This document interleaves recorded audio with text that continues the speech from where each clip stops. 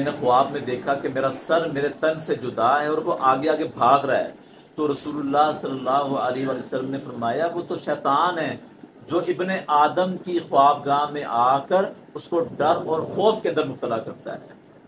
بہت برے برے خواب آتے ہیں، نیند ڈسٹرب ہو جاتی ہے، اس کے حوالہ سے کوئی علاج اور پڑھائی بتا دیں۔ رسول اللہ صلی اللہ علیہ وسلم نے فرمایا کہ خواب تین طرح کے ہوتے ہیں۔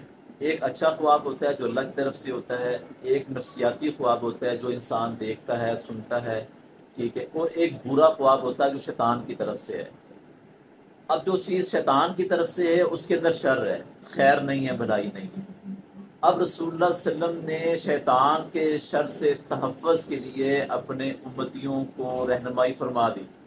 اب رہنمائی کیا ہے کہ جب آپ میں سے کسی کو برا خواب آئے تو آپ نے کرنا کیا ہے، رات کے اسی پیر آنکھ کھل گئی ہے پھر بھی ٹھیک ہے، نہیں تو صبح کا ٹائم اٹھ کے آپ نے اپنے بائیں کندھے کی طرف 3 دفعہ دھتکارنا ہے، اور پھر آپ نے یہ 3 دفعہ دعا پڑھنی ہے جو کہ صحیح مسلم کے اندر موجود ہے، اعوذ باللہ من شر الشیطان و شرہ۔ اور دوسرے نمبر پر میں یہ بتا دوں کہ برا خواب کسی کو نہ بتایا کریں، کسی کو بتانے کی ضرورت ہی نہیں ہے، گھر کا فرد ہے، کسی کو بھی آئے، ٹھیک ہے نا، وہ کسی کو بھی نہ بتائے، بس یہ رہنمائی لے لے جو شریعت میں بتا دی ہے۔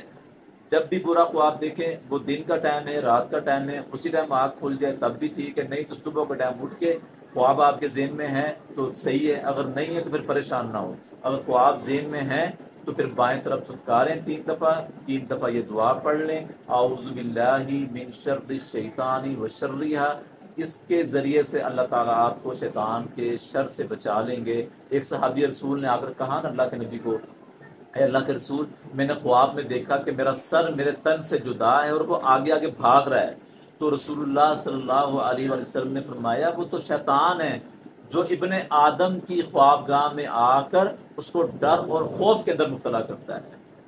ایک صحابی رسول کا خواب تھا اور اللہ کے نبی کیا فرما رہے ہیں کہ یہ ابن آدم کی اولاد کے اندر آ کر، کیونکہ پوری کائنات کا تذکرہ کر دیا کہ کسی کو بھی اگر برا خواب آتا ہے تو یہ شیطان کی طرف سے ہے، اور اس کا مقصد شر، ڈر اور خوف ہے، اور اس کا حل، اس کا علاج میں بتا دیا۔